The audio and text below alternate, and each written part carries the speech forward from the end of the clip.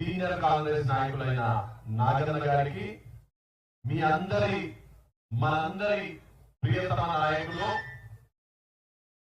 దేవరకద్ర నియోజకవర్గాన్ని అభివృద్ధి పదంలో నడిపిస్తున్నటువంటి నాయకుడు, నాకు అత్యంత సన్నిహితుడు, నాకు అత్యంత ఆప్తుడు, రాష్ట్ర ముఖ్యమంత్రి రేవంత్ రెడ్డి గారికి అత్యంత ప్రియమైనటువంటి శాసనసభ్యులు, మహబూబ్ నగర్ జిల్లా కాంగ్రెస్ అధ్యక్షుడిగా ఉంటూ ఈ జిల్లాలో ఉన్నటువంటి 3 నియోజకవర్గాలు గెలిపించుకున్నటువంటి మీ అందరి ప్రియతమ శాసనసభ్యుడు జిఎంఆర్ గారికి, సీనియర్ కాంగ్రెస్ నాయకులు రాష్ట్ర పిసిసి కార్యదర్శి అరవింద్ కుమార్ రెడ్డి గారికి, బ్లాక్ కాంగ్రెస్ అధ్యక్షుడు గారికి,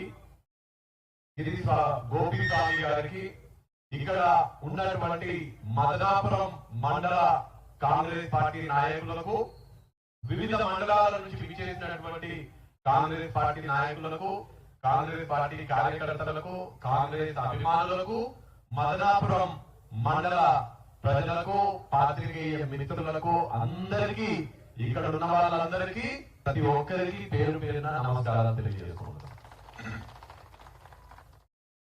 నిన్న మహబూబ్ నగర్ న్యాయ యాత్ర దేవరకద్ర నియోజకవర్గానికి వచ్చి నిన్న గౌరవ మంత్రివర్యులు రెవెన్యూ శాఖ, గృహ నిర్మాణ శాఖ, అలానే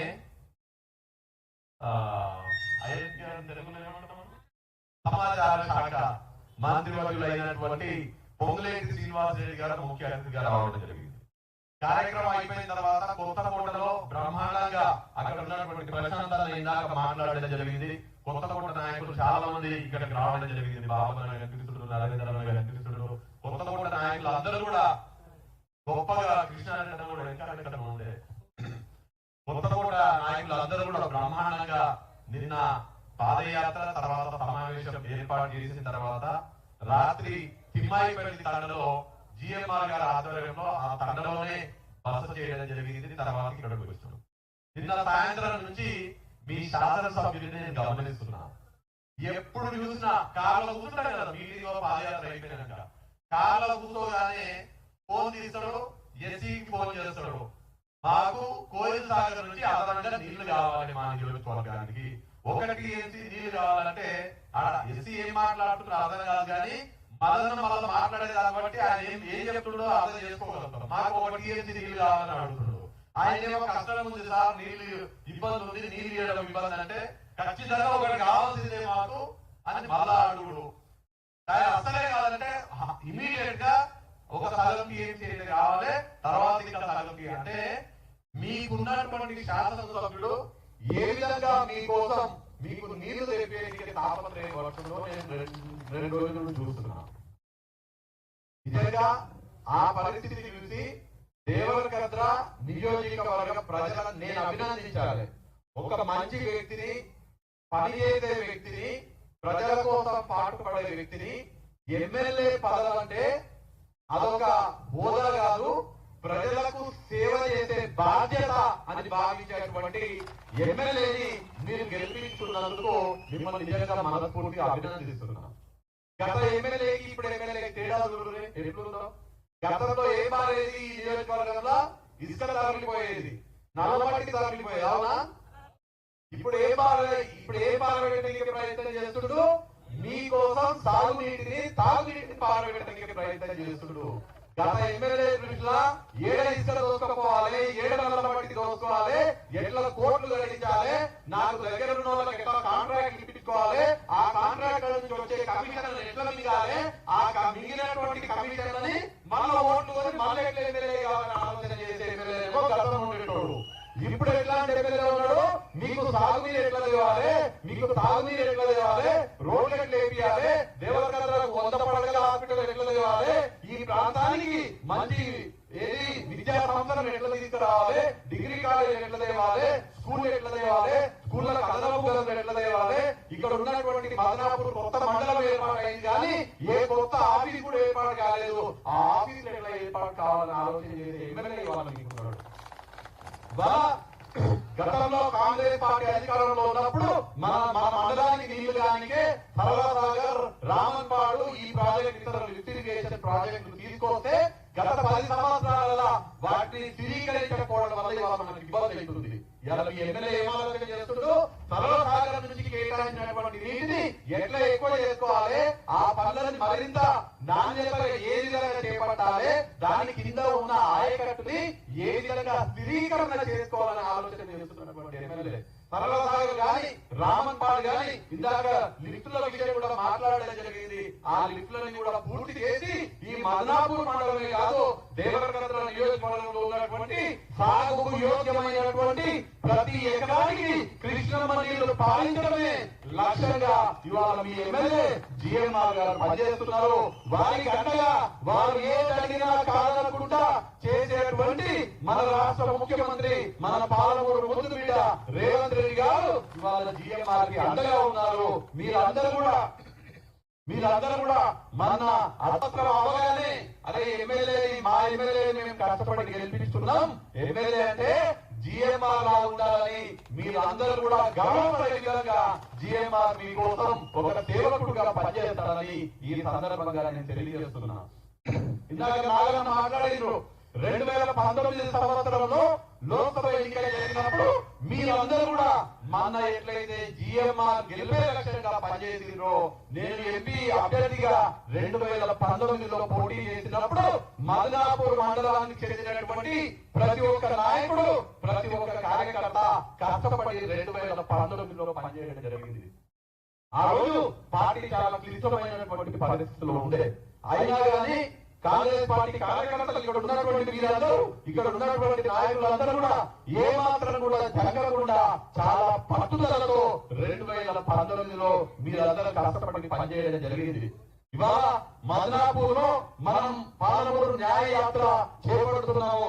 ఇప్పుడే అభయాంజనేయ స్వామి ఆశీర్వాదాలు తీసుకొని మీ అందరితో మనం మాట్లాడుతున్నాము. మిమ్మల్ని అందరూ కూడా కోరుతున్నా, గత 10 సంవత్సరాలు టీఆర్ఎస్ ప్రభుత్వంలో 10 సంవత్సరాల కేంద్ర ప్రభుత్వం ఉంటే మన ఈ నియోజకవర్గానికి, మన జిల్లాకు జరిగినటువంటి మేలు ఏంటంటే శూన్యం. ఏ మేలు కూడా మన జిల్లా జరగలేదు, మన ప్రాంతానికి కూడా ఏ న్యాయం జరగలేదు. ఇవాళ మేమిద్దరం కూడా మీ ముందుకు వచ్చినాము. మేము చెప్తున్నాం ఇవాళ మదనాపూర్ మండల ప్రజలందరూ కూడా ఇక్కడ ఉన్నటువంటి శ్రీ అభయాంజనేయ స్వామి సాక్షిగా మేమిద్దరం ఇవాళ మీకు హామీ ఇస్తున్నాము. గతంలో 10 సంవత్సరాలు మీకు అన్యాయం జరిగింది. ఇవాళ రాష్ట్ర ముఖ్యమంత్రిగా మన పాలమూరు ముద్దుబిడ్డ రేవంత్ రెడ్డి గారు ఉన్నారు. మేమిద్దరం కూడా ఈ మండలానికి, ఈ నియోజకవర్గానికి న్యాయం చేసే బాధ్యత మాది అని ఇవాళ మీకు చెప్తున్నాం. ఈ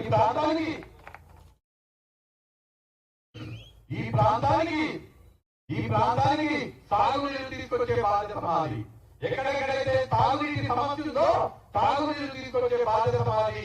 ఇక్కడ ఉన్నటువంటి విద్య, ఆరోగ్యానికి సంబంధించి మెరుగైనటువంటి సదుపాయాలు తీసుకొచ్చే బాధ్యత మాది అని సందర్భంగా మీకు హామీ ఇస్తున్నాం. మనమే ముఖ్యమంత్రి గారి దగ్గర పోయినాం. ముఖ్యమంత్రి గారి దగ్గర పోయినప్పుడు ముఖ్యమంత్రి గారు మనల్ని అడిగిన ఏం కావాలి దేవరకద్ర కానీ చాలా పెద్ద లిస్ట్ ఇచ్చారు. ఆ లిస్ట్ లో ఒక్కొక్కటి అవుతుంటే ముఖ్యమంత్రి గారు ఎన్ని చెప్పినా, మీరు ఎన్ని అడిగినా కాదనుకుంటా నేను చేస్తానని ముఖ్యమంత్రి గారు వాళ్ళని హామీ ఇచ్చారు. అప్పుడు ఇమీడియట్ గా చెప్పారు ఎన్నికల కోడ్ వస్తుంది, లోక్సభ ఎన్నికల కోడ్ వస్తుంది. దానికన్నా ముందే దేవరకద్రలో 100 పడకల హాస్పిటల్ కావాలి, మాకు కొత్తగూడలో 50 పడకల హాస్పిటల్ కావాలి, కొత్త మండలాలలో ఎక్కడెక్కడైతే కొత్త మండలాలు ఏర్పడ్డాయి కానీ మంచి సదుపాయాలు లేవు, ఆఫీసులు లేవు, అక్కడ ఆఫీసులు కానీ అన్ని సదుపాయాలు కూడా ఏర్పాటు చేయాలనే మాట చెప్పడం జరిగింది. అలానే సాగునీటి కోసం మాకు కావాల్సినటువంటి నిధులు విడుదల చేయాలి, నీళ్ల కేటాయింపులు పెంచాలనే మాట కూడా చెప్పడం జరిగింది. కాబట్టి మీకు అందరూ కూడా హామీ ఇస్తున్నాము, మీకు న్యాయం చేయడమే మా బాధ్యత. ఖచ్చితంగా గత 10 సంవత్సరాలు జరిగినటువంటి అన్యాయాన్ని తుడిచిపెట్టి మీకు న్యాయం చేయడానికి మేమిద్దరం కూడా, నేను మదన మీకు అండగా ఉంటామని ఈ సందర్భంగా తెలియజేస్తున్నా. అలానే ఇప్పుడే మిత్రులు మదన చెప్తున్నారు చెన్నై బెంగళూరు ఎక్స్ప్రెస్ ని ఇక్కడ ఆపాలి అని. అట్లనే 7 కొండల ఎక్స్ప్రెస్ అన్న తెలుగులో చెప్తుంటే మీరు ఇంగ్లీష్ లో చెప్తున్నారు. ఆ 7 కొండలు 7 ఎక్స్ప్రెస్ కూడా ఆపాలి. నేను ఒకటే ప్రశ్న అడుగుతాను, ఇది సరే. చెన్నై బెంగళూరు ఎక్స్ప్రెస్ ఆపాలంటే ఎవరు ఆపాలి? కేంద్ర ప్రభుత్వం కదా. ఎవరున్నారు కేంద్ర ప్రభుత్వంలో? బీజేపీ ఉందా? 7 కొండల ఎక్స్ప్రెస్ 7 ఎక్స్ప్రెస్ ఆపాలంటే ఎవరు ఆపాలి? బీజేపీ ఆపాలి కదా. వికారాబాద్ కృష్ణా రైల్వే లైన్ మనకు రావాలి. ఓకే, రావాలంటే ఎవరు చేయాలి? బీజేపీ చేయాలి కదా. ఈ ప్రాంతంలో పొడుగు మాటలు చెప్తున్న బీజేపీ లీడర్లు ఉన్నారు కదా, ఉన్నారా? 10 ఏళ్ళు బీజేపీ అధికారం ఉందా? మరి ఎక్స్ప్రెస్ ఎందుకు అయితే ఓటు వేసుకున్నారు కానీ మనకు ఎంపీ ఎవరు ఓటు వేసుకున్నారు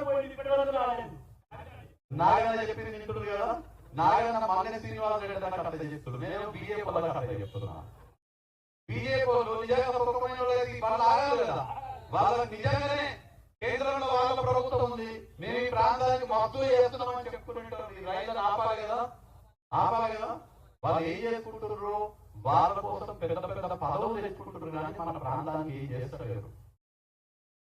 ఈ ప్రాంతంలో ఉండే నాయకురాలు మన కాంగ్రెస్ పార్టీ కార్యకర్తలు కష్టపడితే కాంగ్రెస్ పార్టీ కార్యకర్తలు జెండాలు మోసి జెడ్పీటీసీగా గెలిపించి, ఎమ్మెల్యేగా గెలిపించి, మంత్రిగా గెలిపించి మన జిల్లాకు అప్పచెప్తే మన కార్యకర్తల కష్టంతో నాయకురాలుగా ఎదిగి మన ఇబ్బందులు ఉంటే మనకు వెన్నుపోటు పొడిచి బీజేపీకి కక్కుర్తి, వాళ్ళు ఇచ్చేటువంటి కక్కుర్తి పైసలకు బీజేపీలకు పోయి మన ప్రాంతానికి ఏం చేసిందంటే, బీజేపీలో ఏం సాధించిందంటే జాతీయ ఉపాధ్యక్షురాలు అయింది తప్ప మన పాలమూరు రంగారెడ్డికి జాతీయ హోదా గురించి ఒక్కనాడు కూడా మాట్లాడలేదు. వాళ్ళకి ఏం కావాలి? పదవులు కావాలి, ఆస్తులు పెంచుకోవాలి. వాళ్ళకు ఉన్నటువంటి పదవులను ఉపయోగించుకొని ఆస్తులు పెంచుకోవాలి తప్ప ప్రజల కోసం ఆలోచన చేసేది లేదు. నిజంగా ప్రజల కోసం, మన ప్రాంతం కోసం ఆలోచన చేసే నాయకులైతే కేంద్రంలో మీ ప్రభుత్వం ఉన్నప్పుడు మన ప్రాంతానికి ఉన్నటువంటి పాలమూరు రంగారెడ్డి ప్రాజెక్టుకి జాతీయ హోదా కోసం ఎప్పుడైనా ఒక్కసారైనా మాట్లాడిరా అని నేను ఇవాళ మిమ్మల్ని ఈ మదనాపూర్ మండల కేంద్రం నుంచి నేను ప్రశ్నిస్తున్నా.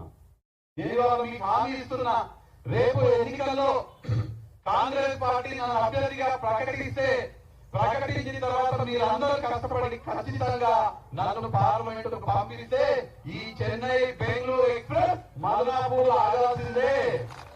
7 ఎక్స్ప్రెస్ 7 కొండల ఎక్స్ప్రెస్ మదనాపూర్ ఆగాల్సిందే.